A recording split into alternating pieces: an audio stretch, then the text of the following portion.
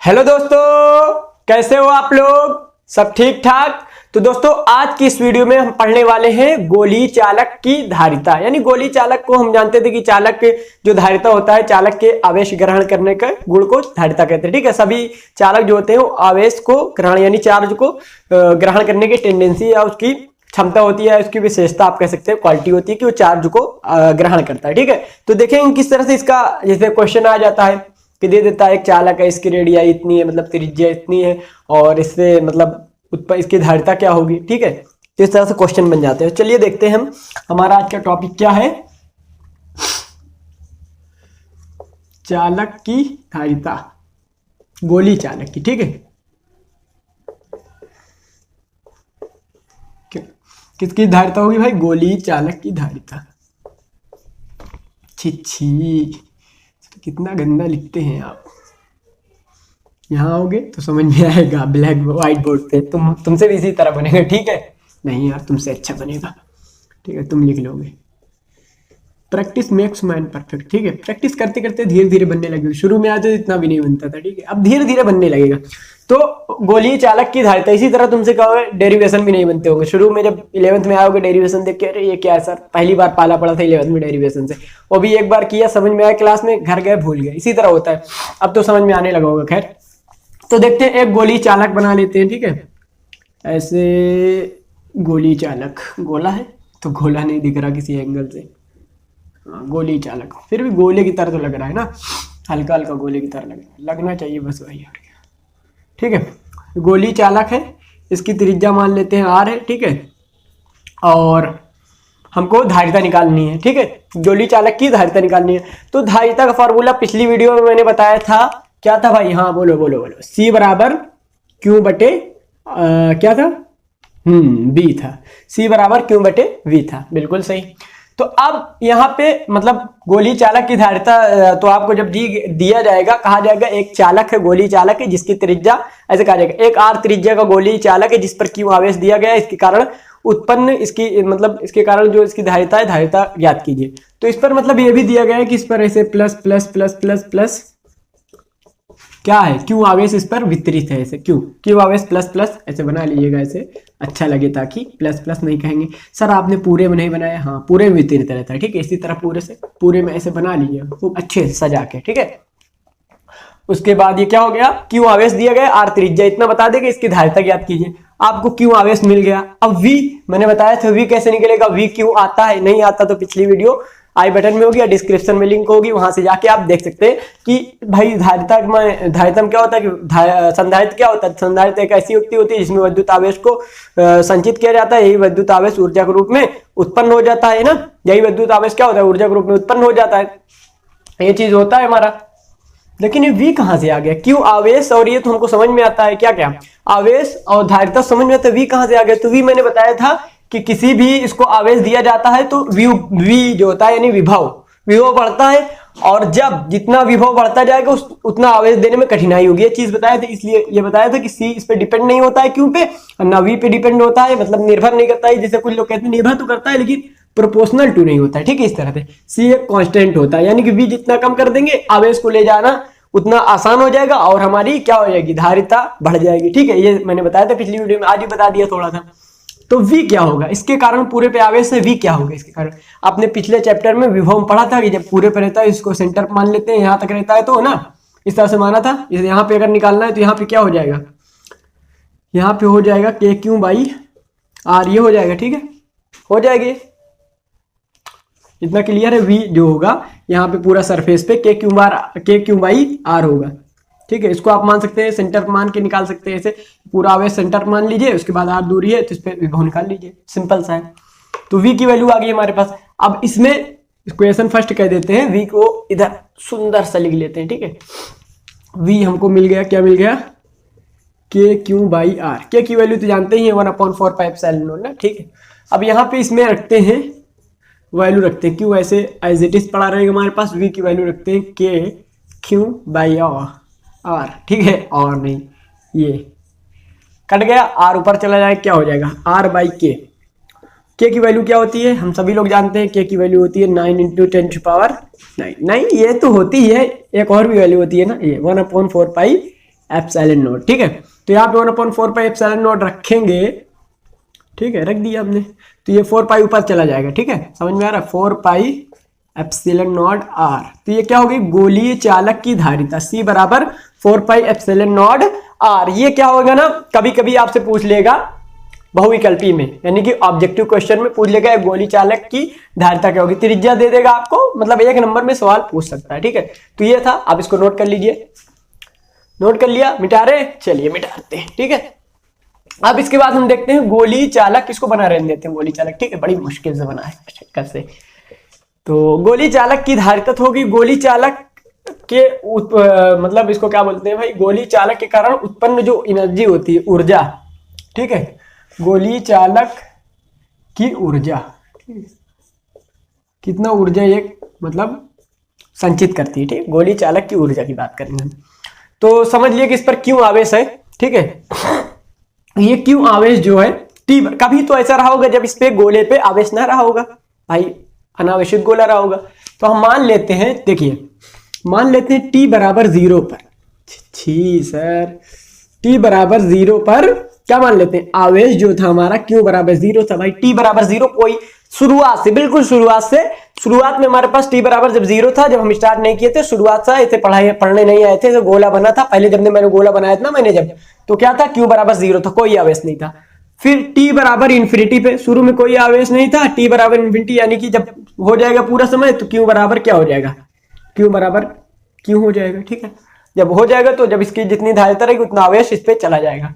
तो बीच का कोई समय लेते हैं, बीच का एक, इसी बीच में ले लेते हैं, टी बराबर टी पे, ठीक है, टी बराबर टी पे ये आवेश क्यू बराबर क्यू था, मान लेते हैं बीच का समय, ना हम शुरू में ले लेते, ना ले रहे हैं, ना हम लास्ट में ले रहे हैं, बीच के किसी एक टाइम में ले रहे हैं कि इस पर आवेश क्या है, इस पर ये आवेश कुचुक कुचुक कुचुक ये क्या है, क्यू है, आवेश क्यू है टी बराबर टी पर, ठीक है, बीच का ले रहे हैं, सेकंड वाला केस ये वाला, ठीक है। क्यू आवेश इस पर है, इस आवेश के कारण एक विभव होगा V होगा, ठीक है, विभव क्या होगा, V होगा, इतना क्लियर है। ये आवेश क्यू है, इस आवेश के कारण विभव V है। तो अब देखते हैं, देखिए अब यहां से एक आवेश dq हम लाएंगे अनंत से, ठीक है, ये अनंत है, यहाँ पे यहां से आवेश से पकड़ेंगे, इसे कुछुक से धीरे धीरे लेके आएंगे। धीरे धीरे क्यों लेके आएंगे, क्योंकि भाई हमको ऊर्जा निकालनी है। अगर तेज लेके आएंगे तो काइनेटिक एनर्जी यानी कि गतिज ऊर्जा में कुछ भाई एनर्जी लॉस हो जाएगी, तो हमको कहाँ मिल पाएगी एनर्जी, नहीं मिल पाएगी ना, हाँ, इसलिए आराम से लेके आएंगे, ठीक है। आराम से लेके आएंगे तो कार्य भी करना पड़ेगा, बिल्कुल कार्य तो करना ही पड़ेगा भाई, बिना कार्य किए कोई चीज मिलता है, कभी मिला है कि आज ही मिल जाएगा, ठीक है। देखिए कार्य करना पड़ेगा, तो छोटे से आवेश को लाने में किया गया कार्य क्या होगा, यहाँ पे विभव कितना है, V है, कितना आवेश लेके आ रहे हैं, dq लेके आ रहे हैं, ठीक है, V dq हो गया, ठीक है। अब यहाँ पे V कितना है, बात ये आ गई, V तो हमने कह दिया, ये V है कितना भाई, कि वो आवेश के कारण V है कितना। तो आप कहेंगे सर आपको इतना नहीं आता, बिल्कुल सर, ये V जो होगा, ये अभी तो आपने बताया था K Q बाई R, जब Q आवेश, जब इस पे कैपिटल Q आवेश था तो K capital Q by R था, अभी इस पे स्मॉल आवेश है तो K small Q upon R, बस सिंपल सी बात ये हो गया। तो क्या है भाई, देर किस बात की, यहाँ पे रखो, चलो अगले स्टेप में रखते हैं, डी ओमेगा की वैल्यू, V की वैल्यू रख देते हैं, चलिए रख देते हैं, Q dq अपॉन R, ठीक है, ये R हो गई। अब देखिए समझ में आ रहा है। अब यहां हम dq एक बार लेके आए, फिर dq लेके आए, छोटा छोटा आवेश लाते रहेंगे। जब कई बार भाई हम छोटा छोटा ला रहे हैं तो अब जानते ही आप क्या होगा, पढ़ते चले आ रहे हैं, 3 चैप्टर पढ़ डाला है, छोटा छोटा जब कोई चीज लाते हैं तो क्या होता है, इंटीग्रेशन करते हैं, ठीक। इंटीग्रेशन जिसको नहीं आता भाई देख लो, x की पावर n dx का जो समाकलन होता है, हिंदी मीडियम के छात्र है सर, हमको इंग्लिश इंटीग्रल नहीं आता, तो ठीक है भाई हिंदी मीडियम वालों, देखो x की पावर n+1 अपॉन n+1 ये हो जाएगा, ठीक है। इसी तरह देखो यहाँ पे q dq है, यानी q की पावर 1 है, बिल्कुल बेसिक से तुमको मैथ भी पढ़ा देते हैं, ठीक है। q की पावर 1 है dq, तो इसको क्या करेंगे, k बाई r, पहले इसको कॉमन ले लेते हैं, डी ओमेगा इसको ऐसे लगा देते हैं, इंटीग्रल का साइन, ये अच्छा लगने लगा, सांप है, क्या है ये, सांप है, काट लेगा सर, बहुत डर लगता है इससे, ठीक है। काट लेगा सर, के और आर कांस्टेंट है अपना, इसको बाहर करते हैं, चलो भाई तुम बाहर चलो, सांप इसको खाएगा, q की पावर 1 dq, ठीक है, अपॉन r, कोई दिक्कत, सॉरी अभी तो गलती होती है। आर तो कांस्टेंट है अपना ना, सिर्फ इतना क्यू की पावर 1 डी क्यू। तो अब इसका करेंगे, यहाँ पे एन की जगह क्या है 1 है, अब रख लो भाई, और एक्स की जगह क्या है क्यू है, तो क्यू की पावर 2/2 हो गया। समझ में आया? एन की जगह 1 रखेंगे, एक्स की जगह क्यू, तो 1 और 1 2, क्यू की पावर 2 यानी क्यू स्क्वायर अपॉन 1 + 1 2 क्यू/2 ये आ गया। ठीक है, और ये जो एज इट इज k/r इसको एज इट इज कर दिया। ठीक है, क्यू स्क्वायर k/2r, इधर डी ओमेगा करेंगे, dx का जो होता है समाकलन, ये देख लो प्यारो, ये x होता है। क्या होता है? x होता है dx का। ठीक है, समाकलन। अगर मैथ वाले हो तो यार 11th में पढ़े ही होगे, 11th में नहीं सॉरी 12th में स्टार्ट होता है। ठीक है, समाकलन 11th में अवकलन है तुम्हारा, तो पढ़ चुके होगे अब तक। ठीक है, तो यहाँ पे डी ओमेगा का ओमेगा हो जाएगा, और यहाँ से k/2r था। ठीक है, अब देखो यहाँ पे जो है लिमिट भी लगा देते हैं। ठीक है, यहीं पे साथ में यहाँ पे लिमिट भी लगा देंगे तो ज्यादा ठीक रहेगा। तो लिमिट जो लगेगी कहां से कहां तक लगेगी? शुरू में आवेश कितना था? 0 था, और फिर कितना हो जाता है? क्यू हो जाता है। ठीक है, शुरू में आवेश था 0 और कितना हो जाता है? लास्ट में क्यू हो जाता है। देखो शुरू में 0 था, लास्ट में क्यू हो जाता है। यहाँ पे 0, यहाँ पे क्यू, ये क्या हो गया?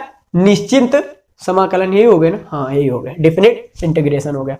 तो अब जो है इसकी वैल्यू इसमें रखेंगे। ठीक है, वैल्यू रखेंगे तो k और 2r बाहर ले लेते हैं, k/2r इसको बाहर ले लेते हैं, और यार करेंगे तो क्यू स्क्वायर की जगह सिंपल वही कैपिटल क्यू स्क्वायर आ जाएगा, कोई बहुत इसमें रॉकेट साइंस नहीं है। ठीक है, तो ये आ गया अपना k/2r। तो यहाँ पे सुंदर सा इसको लिख लेते हैं। एक्सप्रेशन जो अपना आया W का, ये क्या कार्य जो हम करें वो कार्य क्या आया? k/2r ये निकल गया। ठीक है, ये हमारा क्या आ गया? ये हमारा कार्य आ गया। किसका कार्य आ गया? मतलब गोली चालक की ऊर्जा निकालना था, हम तो कार्य निकाल बैठे। अरे यार इसी को तो कहते हैं, जो कार्य करते हैं यही तो ऊर्जा के रूप में संचित हो जाता है, इसी को तो हम यूं लिख सकते हैं ना। इतने दिन से तो पढ़ते आ रहे हैं सर, यही तो होता है k/2r। अब देखो k की वैल्यू रख दो, k की वैल्यू रख दो भाई। क्या है k की वैल्यू? यही तो लिखा था अभी मैंने, k = 1/4πε0, यानी कि 9 × 10 की घात 9। k की वैल्यू रखोगे क्या हो जाएगा? देखो देखो देखो जादू, देखो कहाँ लिखे, चलो ये लिखते हैं, k की वैल्यू रखते हैं इसी में। ठीक है, W = k की वैल्यू रखेंगे, q² ऐसे है, k की वैल्यू 1/4πε0/2r ना, ऐसे है ना, k² k की वैल्यू इतनी होगी, q²/2r 4πε0r क्या हो गया? 4πε0 याद करो, C = 4πε0r। गोलीय चालक की धारिता याद आई? याद आई? हाँ कि ना? याद आई। ठीक है, चलिए कोई नहीं, q²/2c इतना पूरा हो गया, इसको ऐसे लिख लो। ठीक है, r × 2, तो देखो ये c हो गया पूरा और ये 2c, तो इसको हम लिख सकते हैं W = q²/2c। ये हमारा फॉर्मूला निकल के आ गया, इसको अच्छे से नोट कर लो। ये हो गई गोली चालक की क्या हो गई? ऊर्जा हो गई। ठीक है, गोली चालक की धारिता हमने देखी, गोली चालक की ऊर्जा। इसको और भी हम तरीके से लिख सकते हैं। कैसे लिख सकते हैं? आइए दिखाते हैं इसको हम।